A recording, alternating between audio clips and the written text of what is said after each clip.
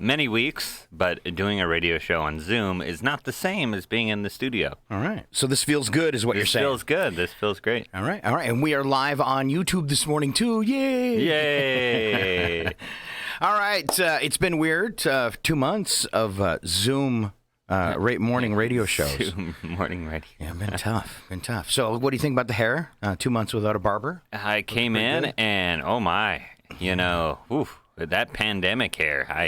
Pretty cool, huh? Yeah. It's kind of like, I figure it's to go along with the mask, it's like one complete head filter. You kind of look like Chewbacca, Scott. I know. You started going,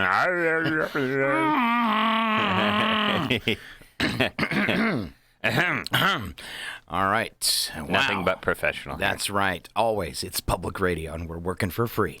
Let's see. Morning showers this morning. It is really nice out. Did you walk or drive? I walked, and I was like, boy, this is when Chihuahua is in a morning rain, it really stands out. It's very refreshing. It is. It is very refreshing out there, especially for those of us that suffer from this yellow pine pollen that we're in the thick of now. It's really nice to wake up and see. You can actually go outside and then not react because the air is all clean for a while. So. Right. Yeah. Eastern Washington, usually a little warmer, but feels a little like the coast today. Oh. So we should dry out. It's morning showers, so we should dry out by afternoon. And keep the clouds. Mostly cloudy through tomorrow. 68 and 52 for your high on Saturday. I don't know if I said it was going to drop down to 44 tonight. Daytime high today about 64. So then tomorrow for your Saturday, mostly cloudy, kind of 68. No rain in the forecast. That'll change for Sunday. 60% chance. 67 and 51. Then Monday, 65 and 48, 60% chance of rain. Tuesday, 67 and 50, 40% chance of rain. Man, we're going to get all our rain in this week, huh? It's a good thing. Yes. The creeks are up. It's looking good. The creeks are up. The creeks are up. The creeks are up here in Stevens County.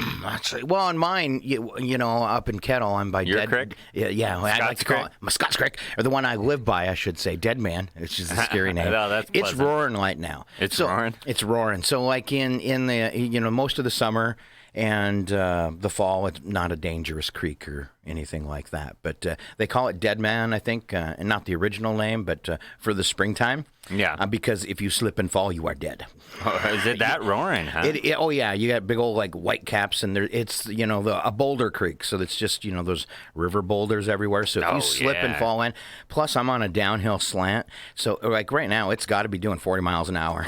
Time to get a kayak, Scott. No. It's that hair will act like a parachute going down. Oh, great. Or a cushion. Yeah, or a cushion. A cushion. All right. So we got weather out of the way. How's Brandon been? Oh, good. All right. Married life.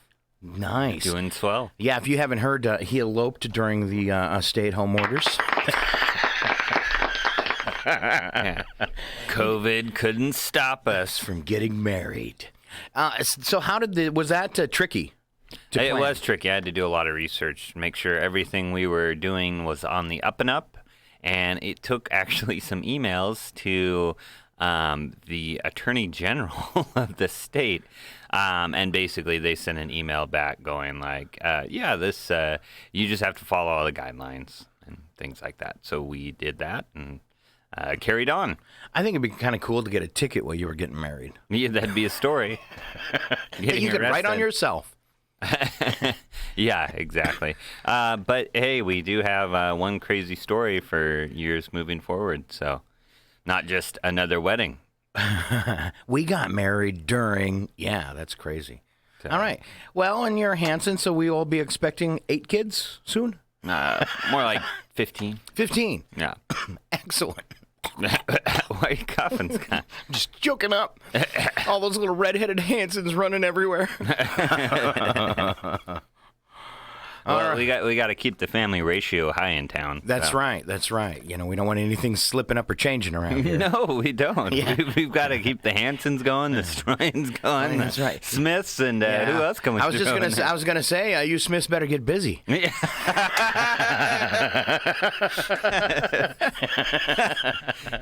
It's actually a race, folks. Who can populate Who can populate Stevens County the quickest? All right. Oh, I'm going to leave everything else alone this morning, Somebody just Brandon. spit out their coffee. Yeah. Can we pass a law to stop that?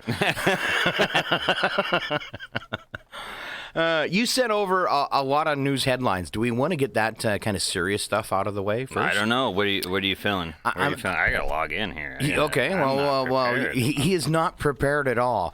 I had a couple news stories. You get logged into your news. One of them was kind of out yesterday that was very scary, and that was that Wuhan, after a month, has had a whole new rash of COVID-19 cases. When they thought they had it all cleaned up. So that was in the headlines. I don't know. I think they had a couple dozen in Wuhan. A couple dozen cases? New cases, yeah. Yeah, I mean, it's to kind of be expected, I would guess. I mean, it's a virus. It's not going to go away, per se. So, yeah, you can do the lockdown and like they say, not overwhelm your healthcare system. But you're going to continue to have cases until we figure out this whole vaccine thing and find more effective treatments. So I don't, especially since Wuhan, isn't it like 20 million people or something ridiculous like that? Like Chinese cities are huge compared to American cities. We're actually kind of the sticks around here. Mm-hmm. I mean, Seattle's probably a small little town in China or something like that. So that's not surprising in Wuhan. Yeah, definitely. I'm worried that the same thing will happen around here, and of course the scientists are too. Now, one of the things I noticed is on Monday I had checked to see if Stevens County was in phase 2, and it wasn't. And then the next day we were. Do you know what happened there? How Ferry and Pend Oreille, like we were a couple days behind, or how we ended up in stage 2? Yeah, the criteria set up was that you didn't have a case of COVID for 3 weeks. Now, Pend Oreille and Ferry County met that criteria as soon as the governor announced his criteria and his grand reopening plan and all that.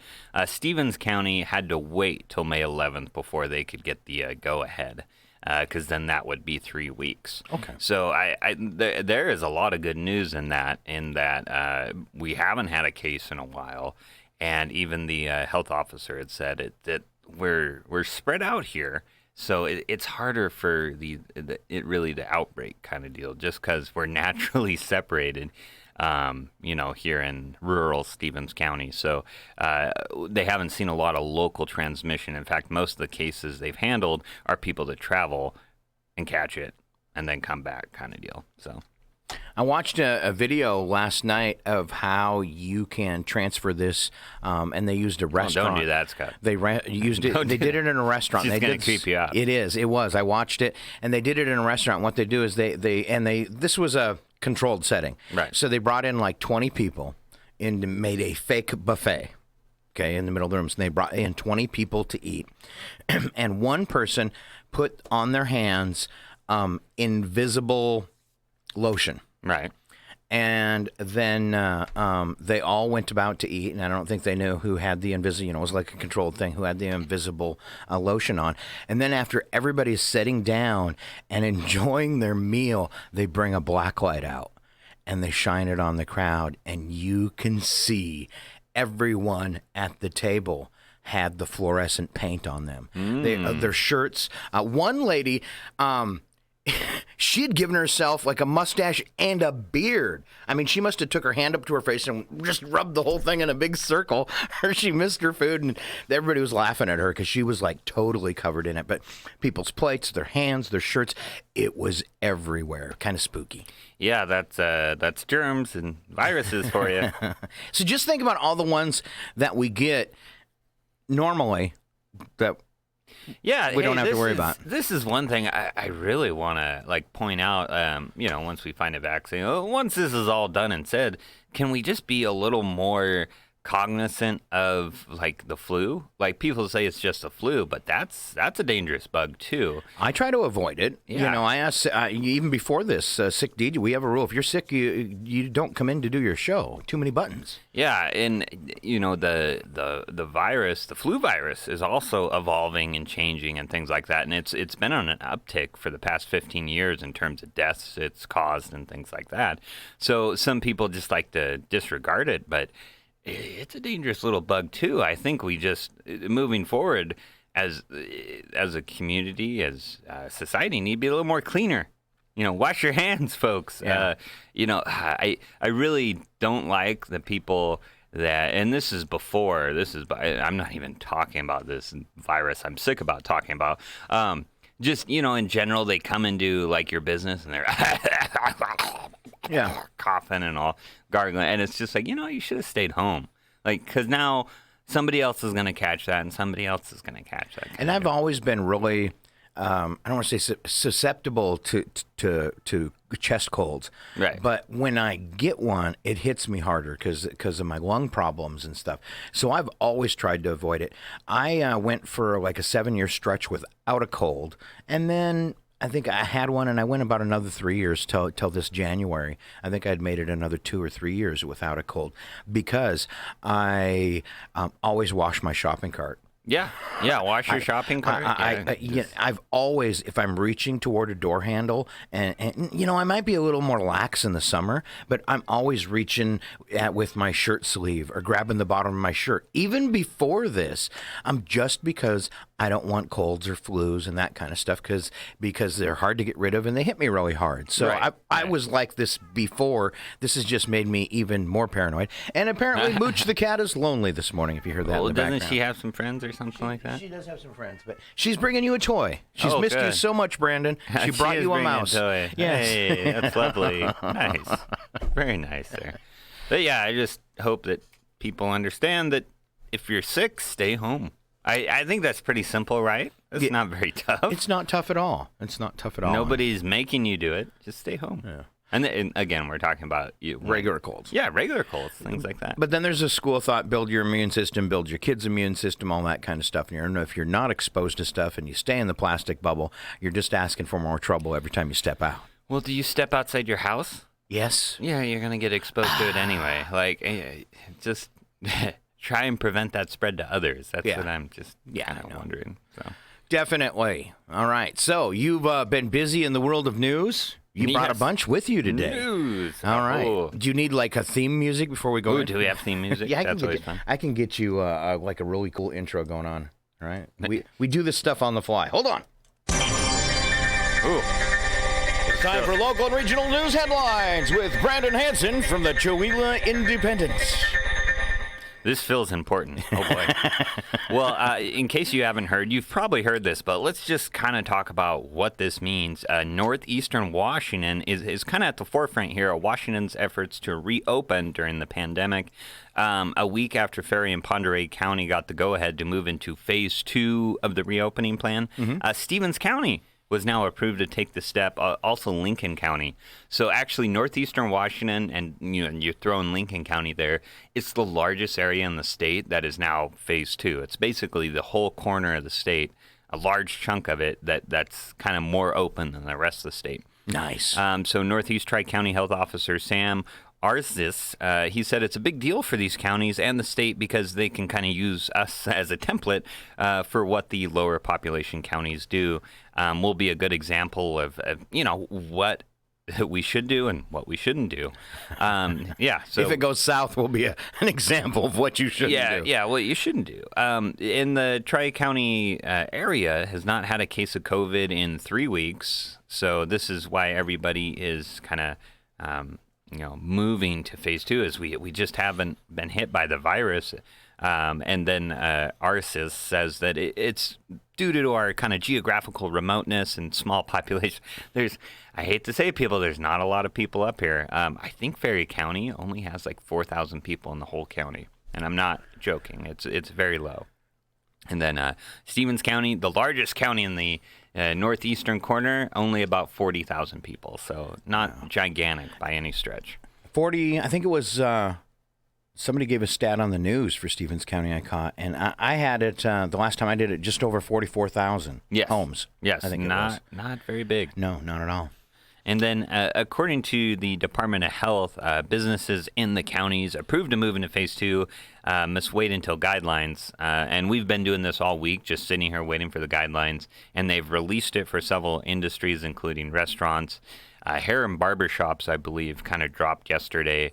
Office settings, things like that, have been just gradually released every day of what you should do as a business if you want to reopen. And they're pretty extensive. A lot of cleaning, a lot of ways you'll manage foot traffic, things like that. And they're pretty stringent. If you're going to go to a restaurant, it's going to be a little bit of a different atmosphere. You're going to be in a somewhat empty room eating kind of deal. And they're really, one change I thought was interesting was, you're going to sign your name and email and all that stuff. So if they have to do some contact tracing, they're going to give you a call and let you know that somebody was in there and may have spread the virus around kind of deal. So that'll be interesting. That's part of the whole tracing system. Now, have you heard, I know Mike had said Rusty Putter opens today for indoor seating. Have you heard any other restaurants locally that will be opening for indoor seating? Yes, Monica's is open right now. You can go have the early bird special. And then Courtside Brewing will open today, and I believe. And then Fired Up Pizza is already open. And then I believe Sporty's opens this weekend. All right. It's good news. And they can reopen at 50% capacity, which I believe is what the the fire marshal says.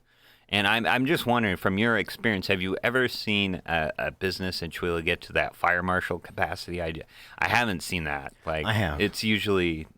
I put too many people in the gym one time. Did you? Yeah. Goodness. Yeah. How do they determine that, by the way? I just want to know. I am not positive on that. I know, like, for occupancy in, like, restaurants sometimes in town, it's based on the parking spots that are available, too. Interesting. I don't know if that applies here in Chihuahua because we have such limiting parking. But there are some that it's based on how much parking there is, size of the building, obviously. Right. There must be some kind of code for it that we don't know, Brandon.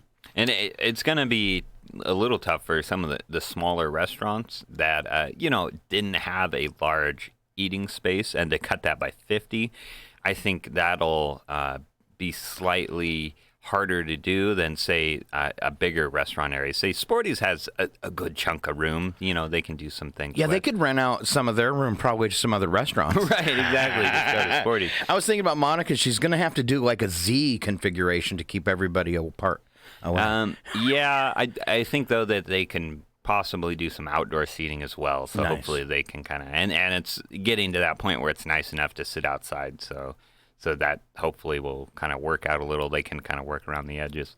And then Chavino has some space, too. I don't think 50% is going to... Oh, it's the Q now. The Q. Yes. Opening at the end of the month? Reopening as a barbecue opening place? Up soon. Yeah, I believe May 18th, but don't quote me on that. All right. But yeah, so they're going to have to just have limited capacity, and table sizes can be no larger than 5. So if you have a large family, that's going to be tough. You might have to split up. I don't know. Put your tables, like 10 feet apart. Yeah, Two tables of 5 or whatever. What I sense right now is there's going to be restaurants. There's going to be a lot more hollering going on. Yeah, a lot more hollering. A lot more hollering.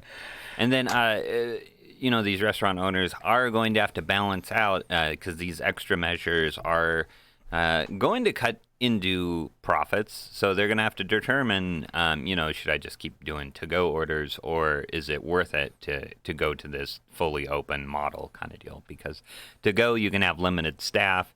As soon as you get more into the opening dine-in seating, you got to bring staff back kind of deal. So it'll be interesting to see how restaurant owners can balance that out. Now, your family owned a restaurant, correct? Correct. So you know that those margins are kind of tough. Like it's running at 50% capacity. Now, as you were saying all this, I was like adding it up in my head. Oh, yeah. and I know places like Mike was talking about the Rusty Putter. Now you got a bigger thing going on there at the golf course, but having to bring on people just for cleaning. Yes. And but the cleaning is intensive. So you're having to devote your employee hours to other places. And I would say, people out there that think restaurateurs are rolling in money and stuff, it is, in my limited experience, in the business world, but it is the toughest thing for overhead. Correct. Your markup. I mean, it doesn't take too much food loss or food waste to really mess you up in a week. Right. And those employees. I mean, there is so much to to track right there to try and make sure that you're charging enough for your food and that you're actually making money. It's a tough one, and you go through a slow period. Wow, that can just wipe you out. You get too much food waste, that can wipe you out. You got too many employees handing out 2 cups instead of 1. Yeah. I remember being a kid at a job waiting tables once. And I remember getting yelled at for things like that. Why did you give them 2 cups and 1 and that kind of stuff? And it never really dawned on me till I had my own restaurant. And then I'm going, no, 1 latte cup. But it's hot. I don't care. Use a cardboard. Why are you giving them 2 cups? You just cost me 50 cents on that latte. You're doing the math as you're walking around. Oh, yeah, you are. You almost have to in a restaurant. So if you think people out there in the restaurants are making money hand over fist, they're not. It's a tough game. It really is, and you got to stay on top of it. And I'd say if you go out to eat, be understanding. They're going to have to figure it out. They're dealing with, like you said, extra work with the cleaning and stuff. So service and now may they're be paying slower. their staff $13 an hour. That's Right. tough in a restaurant. Right. So just be understanding. If you don't like the regulations, and judging from the Facebook comments, you don't take it out on the restaurant people. Like, really don't. They're not the ones that set that forward. It was the government. So if you are angry about that, you can make your voice heard in November. So, what is open under Phase 2? It's outdoor recreation and camping. So we can go camping again. Gatherings no more than 5 people outside your household. So you can have small little people outside of outside your house where you can kind of get together. Like a party? Well, is a party 5 people, Scott? Sometimes? Sometimes it is. Sometimes it's more than a party. Sometimes it's less. Yeah. Oh, boy. The remaining manufacturing businesses that had been closed, new construction is allowed, in-home domestic services like nannying and house cleaning, retail with in-house purchases. They released the guidelines for this. You're going to kind of get herded around a little bit to keep that spacing, but this is allowed now. Real estate, professional basically office jobs are allowed. The big one, hair and nail salons and barbers. Now, this is one of those things where there are a lot of regulations on this, so I'll be interested to see how the hair and nail salons and barbers kind of pull this off and make money from it. It might be difficult for them, so... if you consider all the gear they'll have to buy and single use and all that, it may cut in quite a bit to the point where they might lose more money than they think there. So like a $60 haircut? Yeah, there you go. $60 haircut. And then limited non-essential travel within your home. So, you can kind of travel around and not have to have a reason. Although, a lot of these are just basically guidelines. As we've seen around here, you're not going to get pulled over for traveling or anything like that. It's more education and letting you know what you should be doing just to kind of help limit the transition or the movement of the virus here. When this first started, the way I saw traffic running around all willy-nilly, I thought maybe the governor might snap or something because it didn't seem like traffic slowed down much at all. So. And one thing about that, though, is I noticed walking home at about 5 or 6 every day, it was dead. So I don't know if people are just going somewhere during the day or something like that. I know like Mother's Day was a busy day for traffic, but it just seemed to die right after that. So I think during certain parts of the day, it seems like there's a fair amount of traffic, but it dies off a lot quicker than it used to be. I mean, before all this, it seemed like 395 was just busy all the time for the most part. And now after 6... maybe I'd say after 6 o'clock, you really notice the change. Yeah. I know, was it Monday or whatever? No, day before. I think it was day before yesterday.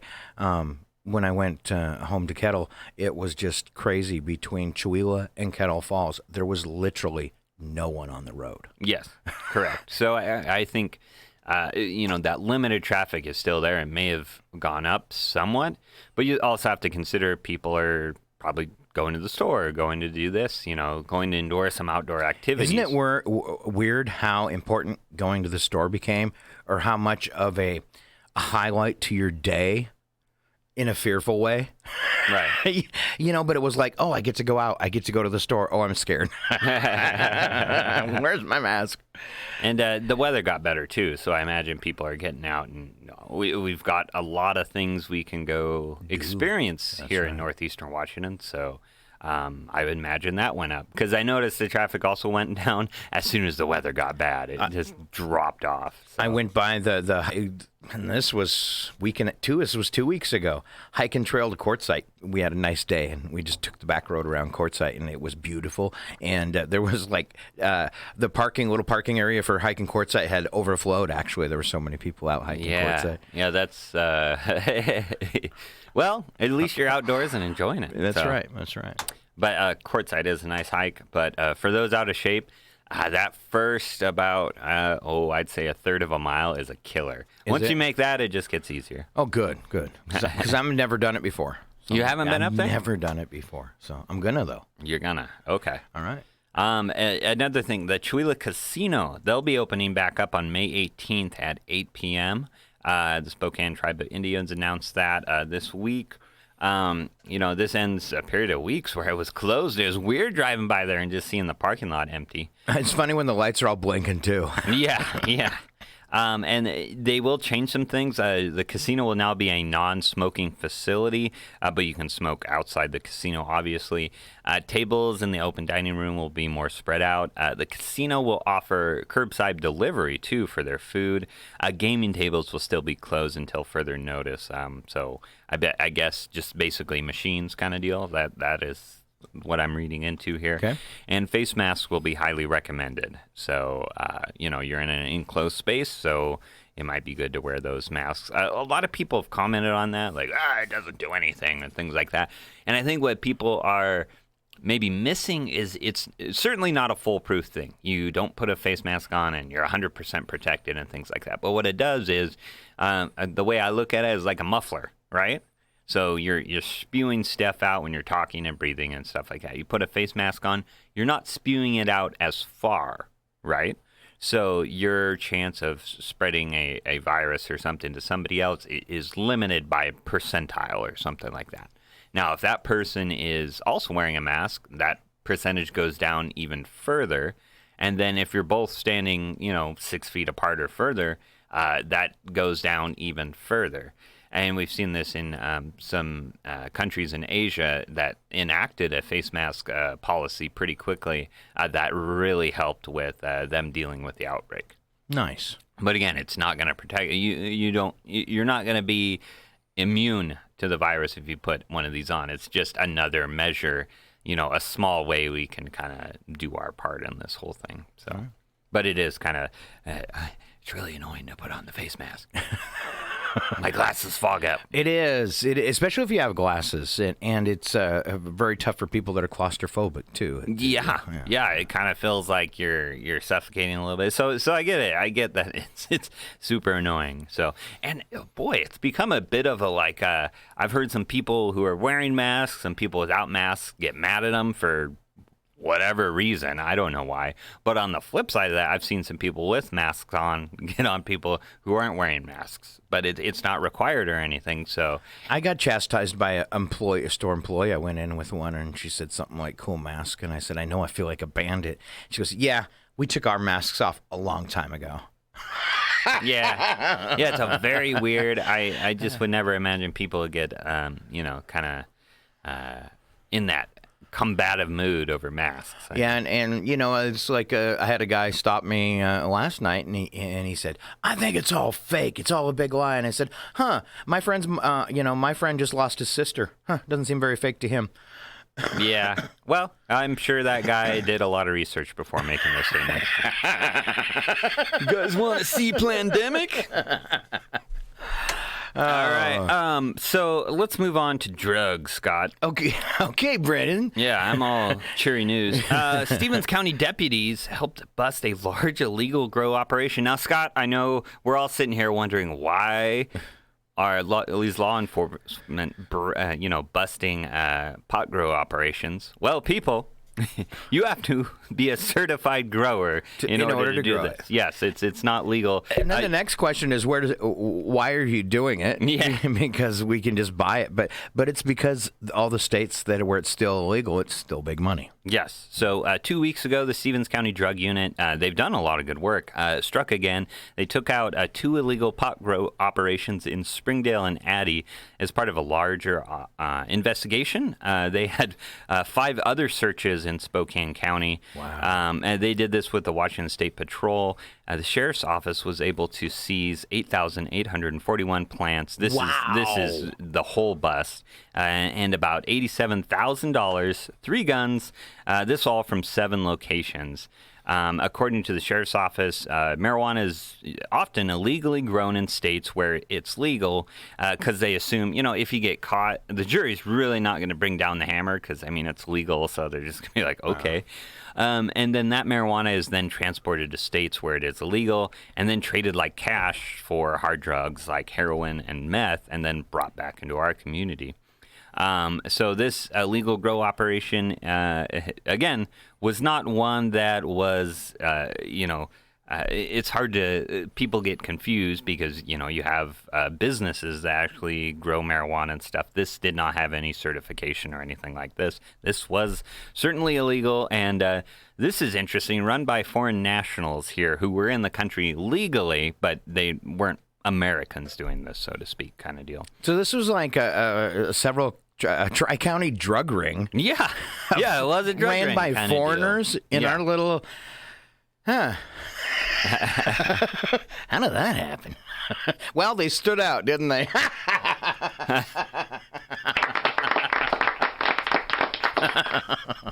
Sorry. And then, and again, it's marijuana was legalized in 2012. So we've kind of had it legal for a while. Has it been that long? Yeah, it has been that while. But again, if you have a grow operation or a store, you have to have the proper permits and all that stuff. Yeah. It's estimated that Stevens County had about 2,000 of these plants that got busted there. So. Right. And Washington, before it was legalized, Washington's illegal marijuana, we were actually in the top 5 in the country as producers of illegal pot. Wow. So, yeah, something to be proud of as Washingtonians. I always heard it was like, in our top 5 cash crops. Yeah. I could see that. Yeah. So no wonder the state wanted the tax money. So, let's move into sport. I know you're not a sports guy, but this is kind of important. This will interest a lot of the high school sports fans. The WIAA is moving to seeding committees to all team sports and state tournaments. This means a committee of 5 or 6 people will actually seed each team sport. We did this in football, and I know we kind of talked about this during the year about how Chewelah got a 4 seed in the state tournament or the state playoff, so to speak. And this was something that we talked about extensively because Chewelah kind of had a weird schedule. They didn't play a whole lot of 2B teams. They played a lot of 1A teams, which is the size of school, basically. Mm-hmm. So the seeding committee really had to do their research to figure out just what Chewelah was all about. How you get ranked, right? Right. Now we can have this conversation for every single team sport. I'm loving this as a sports writer because now I can complain about teams being overrated or underrated. So this is going to be fantastic. But basically, they've done football the last 2 years this way, but that was the only sport. The other sports did like an RPI ranking or just had kind of a bracket set up. Hey, this would be the East team or the West team kind of deal. So they're hoping with the seeding committee, you don't have an occurrence where the 2 best teams meet in like the second round or something like that. They really want to make sure everything is set up fairly and you have the top teams meet in the championship game kind of deal. So this should be interesting. This means a lot more controversy on how, what number is in front of a team and what isn't kind of deal. I know, let's take our example, our boys up in Ione, Selkirk, had a great football team. They're one of the probably best football teams I've seen in the 1B ranks. And they, despite having this amazing season where basically they blew everybody out by 65 points a game, and they get seeded number 8 in the state against the number 1 seed. And I just it's so not very fair. unfair. Yes, Yeah. very unfair kind of deal. So it's stuff like that that could kind of move around and find its way into other team sports. I do agree this will be much better in basketball. Basketball had an RPI ranking, which is like kind of a computer equation they just plug in there with winning percentages and stuff. But one of the issues teams had was a lot of teams like to travel and go to tournaments, like, say, over Christmas and stuff. And a lot of those tournaments are from teams out of the state. So you can play 4 games against really good Idaho teams or really good California teams. Guess what? Doesn't count in your RPI. In fact, you lose points because those games don't count, while somebody like, some team around here could play 4 loser teams, and they go straight up the RPI because their wins count. So it's kind of interesting how that works there. And so that's a big change. I can't describe enough. That will be a really big change for all our team sports, and parents, players, and coaches just need to be ready for that. Do you think it ends up in a way that will be, I know you said it gives you an opportunity to complain about their choices, but do you think it'll add more fairness overall? Yes, the football brackets were much better than before. They really were. The championship games were pretty spot on kind of deals. So I think that this is an improvement, a good step forward. Good. All right. Now, let's talk a little bit about Major League Baseball. This is just very interesting to me, and I'm sorry if I'm boring you. No, I'm talking. really curious what's going to happen. I mean, this is, this whole pandemic thing and social distancing and stuff is a killer to stuff like that. I don't, every time I walk through our little mini theater, I get a tear in my eye. Right, because you can't hold a concert right and now. I can't imagine how many tears Sharon Ludwig has in her eye right now with her new theater. That's a scary thing. So these stadiums and things could belly up right and left. Right, and here's the thing: people think kind of professional sports is immune to all this, and big money, all that. Well, with big money payments to all your employees, that comes high risk when you can't actually hold your games. But I don't really feel sorry for them, because this whole pro sports thing's gotten out of control, and the money they pay people and stuff, in my opinion, anyways. So, Correct. So you built this, you built your house of cards in sand. Yeah, true. Yeah. Now, let's look at this. Seattle Mariners, and they're not the only team, has laid off 60 people amidst the pandemic because they aren't playing games right now. Wow. They aren't making money. And unlike football, which makes the majority of their money off of TV contracts and things like that, Major League Baseball really relies on fans coming out to the ballpark. That's why they have 82 home games. And now here's the issue. Major League Baseball is planning on an 82-game season schedule, which teams will just basically play in their division, and hopefully we can kind of eke out a season and have a postseason, some sense of normalcy. The issue is, though, we don't know when this is going to start back up. I mean, look at the reopening guidelines. We're not going to allow gathering over, 50 people until phase 4. So who knows when that'll actually happen here. So, for Major League Baseball to work, it has to be for every state.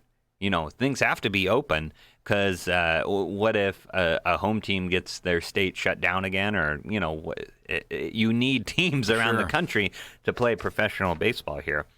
So they're looking at hopefully playing an 82-game season and cut down on travel, and the playoffs would expand from 10 to 14 teams. What they're hoping to do is just eke in that 82-game season. And the thing is, no minor league games. So you don't have a farm team to call people up, so that's going to be difficult. Wow. And they kind of expect that when they start the season, there'd be no fans in attendance. It would just be a game in an empty ballpark, which would be interesting there. Well, and I can see the NFL being able to do that too, easily. The NFL could do it because they don't rely really on the money from the fans in the stands. I'm sure it's a huge amount, but yeah. Yeah, it's that gigantic TV contract. Baseball, again, is different because those TV contracts aren't as big, and they have more home games where the in fan, that's where you get your money. in the baseball. That's why you play 162 games there. Wow. Now, the issue is if they play a smaller season, they won't have fans in the stadium. The Major League Baseball owners have said, listen, we're not going to be able to pay you as much as we said. So let's do a 50-50 split in money made during the season. The players are currently scoffing at that and saying, why would we play during a pandemic, make less money, and be in more danger? So this is the labor battle that's going on right now. They're just not impressed with playing for less money. Oh, yeah, because, my contract says 18 mil, and that means I'm only going to get 9 mil? That's not going to cut it at all. So, yeah, it's interesting just to see where this goes. And this, I think, is going to be pervasive for all pro sports here. So they're fighting about this right now. The league says it gets about 40% of its revenue from ticket sales, stuff they sell in the stadium, concessions, and parking. So that is a lot of money that just to cut out there. Yeah. And I would imagine even that TV money is not going to be as big because it's going to be a shorter season. Plus, you have to consider people are making less money all around. There's a lot of people out of work. Are you really going to put your money towards pro sports right now? Are you going to go out and buy that jersey, or, if they do have games, go to a game and pay $200 to go see the Mariners? No. I don't think so. I spend every extra dollar on toilet paper. Right. And the Major League Baseball thing is the same thing the NBA is going right now. They had their season canceled, and then they're like, well, maybe we can restart. But they're on the same issue. They don't know when they can restart. They could maybe just move straight into the playoffs or something like that. But then again, you have this issue where you relied on that revenue from the fans going into the stadium. That isn't there anymore. Wow. So it's really causing an issue with these professional sports. I'm very curious. They're going to be hurt more than you would think. You would think $1 billion, several, I don't know, billions and billions of dollars in the NFL, they could be adversely affected by this pretty badly. The NFL is, since, the NFL plays in the fall, they're still planning on, just let's do it like normal and see what happens. But they are weighing options that could include a full stadium with no fans. So they would just play in front, on an empty stadium, but still have the TV going on there just to keep, and this is what cracks me up is we're talking about, teams that make billions of dollars just to keep the sport afloat and fulfill TV contracts that pay most of the bills. So they're kind of worried. This is causing all sorts of ripples across our entertainment. So, and some people won't like it that are really into this, but from my point of view, what I saw through these stay-at-home orders is a lot of us don't need to work to keep things running. All right. There's a lot we can do without, and there really isn't things that are essential. I came out one time and said, there's only 3 things we need. Quit whining. All you need is food, shelter, and love. And to stay alive, that's really all you need. Food, shelter, and love. Without one of those, you're probably going to die. I deem professional sports as unnecessary and unessential. So to me, if this is the demise, the thing that would be sad is all the stadiums going unused. We'd have to try and repurpose them. But I think, in my opinion, and people won't agree with me, but there will be tons of people, I don't see a problem with the demise of professional sports. I saw ridiculousness there. I am not a person who watches sports on TV. I love to watch them in person. I would sooner see our high school sports and our college sports be more supported. They're usually horrible role models. And it's to me, it's a ridiculous waste of money and resources. Just my opinion. Yeah, we're going to just have to kind of see where this goes. We don't know what it's going to look like in August or September. And I'm sure you love sports, so you totally disagree with everything I said.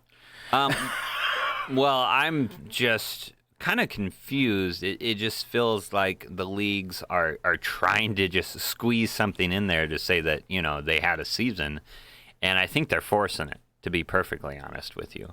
And I think they could end up losing more money by forcing it than and having it fail, because they're going to be putting money out there for advertising, all the costs to go along with it. And this is exactly what we don't need right now. Gatherings of 60,000 people, That's kind of what we don't want. And really, regardless of how you feel at the stay-at-home stuff and our individual liberties and things like that, packing 60,000 people into a building with no vaccine for a potentially deadly virus is not, not smart. Sure. So, and that's it was funny, you know how the NBA canceled its season, right? Yeah. So they were about to tip off on a game, and one of the players tested positive for COVID, and they just had to empty the stadium because, this guy had been around all the players, and those players are out on the court now. And I think quite a few NBA players actually tested positive for COVID because think about how much they travel. Think about how much they're in these big arenas with 20,000 people. So, and then remember the story I told of just the 20 people in a room where they took one person and put fluorescent paint on their hand, and they all had dinner together, and at the end of the dinner, everybody had fluorescent paint on them. Right. So to me, the professional sports, for those athletes, it's not a question, if they would get the virus or not. No, they'd get it. They would get it. It would hands down happen. You would have basically everybody come down with it kind of deal. So I don't know how you get around that because pro sports, people travel hours to go to those arenas. You're traveling from city to city to city. I just don't know. I don't get how you do it. And the travel is the problem with something like this, And there's those stories out there of isolated communities, islands, and stuff like that, where when they closed their doors, they never had to worry about it. Right, and then a team, you're not separated from your teammates. You're in the locker room with them. You're in the bus. Yeah, in the bus, plane, whatever. Yeah, in the plane. So if one player gets it, guess what? They probably all kind of get it there. So it's going to be difficult. Air travel too. Are people going to really back on once the air travel really opens up? Are people really going to back off on that? Are they going to embrace it? Before the pandemic, I hated to fly. Because I'm not a rich person, so I don't do a lot of air travel. But it seems like the friends and the people whenever they fly off on a vacation, they come back sick. Yeah. And that's just with a cold. So fly off and bring it back Ebola. Well, don't say that. It's all that scary kind of stuff, So I mean, I would be extremely paranoid to fly anywhere myself. Yes, correct there. So it's just one thing to talk about. We talk about high school sports. I don't know what that looks like in the fall. So we're just playing by the seat of our pants right now. What does graduation look like? It's going to be interesting, Scott. All so right. I don't have the answer for you on graduation. So now a lot of people, if we have a graduation in Chihuahua and whatever that would look like. I would guess we're not going to have a traditional graduation at all. I'll just throw that out the window. It's not going to happen. Spokane Public Schools had requested to the governor if they could hold some kind of open-air graduation like at Joe Albee. Roundly got denied. All right. Just quickly, no. So, just don't expect that because, again, how packed graduation gets. That's not going to happen. You can't expect that to happen. I was wondering if, and I don't know who to reach out to or what they're looking at, but I could throw it out here and maybe somebody'd repeat it to the school district. If it was something we could broadcast, we would do that. Right. I would love to, have the principal or, to be able to record the valedictorian and the salutatorian and all that typical stuff and have them read the names of the graduates on the radio or something like that for the people that can't travel out. If there was something we could do I can do a remote video broadcast too. So we could actually televise something to the community, and the radio station would love to do that. So if anybody from the school district is listening, plant that seed in your head. If this kind of stuff is going on, that we would totally video broadcast on our YouTube channel, something for graduation, and we would totally broadcast. And the one that brought that up is my buddy Will. Says, why don't you broadcast it? And I was like, oh, Will. Excellent. So yeah, there's maybe something. I don't know. Right. And the YouTube stuff's so easy now, anybody could broadcast it with a smartphone. Yeah, you can do your in-place live broadcast with your phone, so it's kind of becoming the thing now. We've kind of been doing that every morning. Yes, yes, we have. Yeah. All right, that's all. We're all the way through sports. That was a good sheet. All right. Boy, that was a long sheet. Well, you must have did a lot of prep yesterday for our little broadcast this morning. All sorts of prep. All right. Big round of applause, Brandon Hansen from the Chihuahua Independent. I had a call from a listener, and he said one thing that they would appreciate is you haven't covered the numbers in a long time. And those stats, I think, for I know your point of view, my point of view, we get tired of hearing them, but there are still people out there. And this particular individual was explaining to me, he goes, they say go online and look and all that stuff. Well, we don't have internet. We don't even have a computer. So there's those kind of situations too. I still see for Washington, it's still Spokane County is kind of our scary spot. Do you know if numbers have flatline there? Spokane County? No, Yes. they're still getting cases there, just not in gigantic numbers. If you want to look at the numbers, so to speak, so as of this morning, the U.S. had 1.4 million total cases, and total deaths are above 87,000. That's for the country. Now, if you break it down by state, Washington has over 18,000 cases and over 990 deaths from the COVID virus. Many people have kind of disregarded the numbers, say, wow, if you get in a car accident, they say you die from COVID. I haven't seen that. I actually read an article on it saying it is illegal to falsify medical data. So if the doctors want to put themselves out there for some sort of conspiracy, I guess I go think ahead. what that conspiracy theory derived from was some stories that came out where people were dying so fast they couldn't keep up, and they were like stockpiling them in sheds and weird things, till they could deal with them in storage areas. So I think that kind of got morphed into this conspiracy theory out there that if you die from anything, they say it's COVID. I don't believe that's true. And there are some provisional deaths, which I understand sound a little bit iffy because, if you meet a certain criteria, they can say a probable COVID death. Now, what I got to say with that is, see, they're faking the numbers, but anything I have read or the stats I've read, they are very quick to point out that, these are provisional deaths that we added to the total and things like that. So if they're trying to cover it up and bulk the numbers up, they wouldn't be telling me that, hey, this number we put in here is provisional kind of deal. It might change. One thing that people also have to consider is the actual just number of overall deaths by Americans went up during this pandemic. So just deaths in general went up. So something's going on. Yeah, so something's going on. So you can go and look at the graphs, and just the number of deaths by Americans, the bar graph shows it just going up much more than normal, much more than the average of how many Americans die a day. I think it's like 7,000 or something like that. And so, you have to consider that not only is something going on, but, and I keep saying this, and people don't believe me, we're probably undercounting. We really are undercounting. Because, like you say, there's a backlog. We aren't all-knowing, There has to meet criteria so people can die in nursing homes or at homes that we just miss, Yeah. And a lot of this is also from, say, medical modeling. Now, like a flu season, you hear, so many people die from the flu over, this year or something like that. What they're not taking into account is those are modeled as well. They don't actually have a ton of testing to say, that's this is the flu, this is the flu.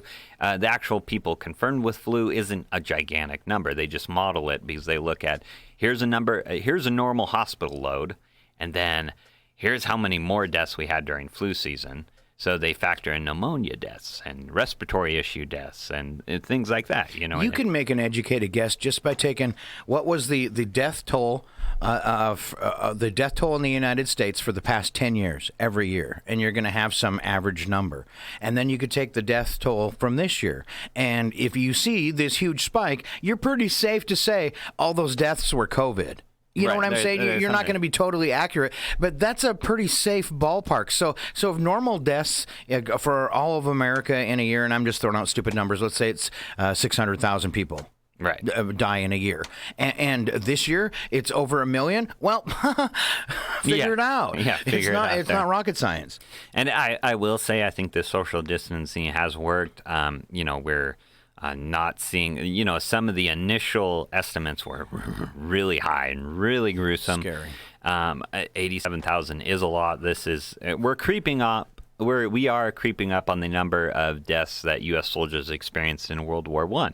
So that's huge. Yeah, that's huge there. So that's nothing to sniff at here. Is that a pun? No, that is not a pun. Okay. That is not a pun here. Well, and you know what's bothered me all along, and there's several arguments on this too, is when you look at the numbers, is that, well, that's these deaths are from confirmed cases. What about all the cases that nobody reported? That means your death percentage goes way down.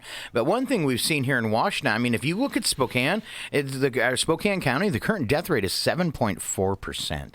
Yeah, no, and again, you have a lot of asymptomatic people that don't show any symptoms and things like that out there. I think that's scarier. Me personally, that is scary. You can have so many carriers that can dish it out here. But I will agree. So I say 87,025. That number is going to change. It takes about 2 years to model a flu season. They got to take in all the data and things like that. So, yeah, it's not accurate because we're in the middle of it. You know what I mean? So it takes more time to get better data and things like that. So that's the number we have. I'd imagine it changes, but all indications, all stories I've read, all things I've looked at say we're undercounting, not overcounting. Okay. And I don't think here's another thing I propose to people. The government gets their money from taxes. So do all the local governments. They get money from taxes. So why would they pump up the pandemic, which kills local businesses, which in turn kills their tax base? I mean, the state is looking at a 10-15% reduction in budget. Now they want to reopen as soon as they can to, get back to normal and kind of get that tax money coming back there. They're not sitting there rooting for this pandemic to drag on because personally, a lot of officials probably aren't going to get reelected if this pandemic goes very poorly. Definitely. So I'm sure they're kind of looking at, well, how can we make this look rosier? So just a thought. But I'm just one guy in Chihuahua. You're just one guy in Chihuahua, but you're a good guy. Mr. Brandon Hansen, thank you very much. All right. That was a log newscast. We're coming up on about an hour. You ready for refill your coffee? Yeah. Gene Beans, I hope you're ready for me. All right. So we're going to do a coffee refill. We'll come back and do some fun stuff after all that news. You hip to that? Yes. All right. Good to go. We're going to goof around with Mr. Brandon Hansen. Stay right here. It is KCHW 102.7. And we're going to start off with some music from the Swedish House Mafia just because, well, the name sounds fun.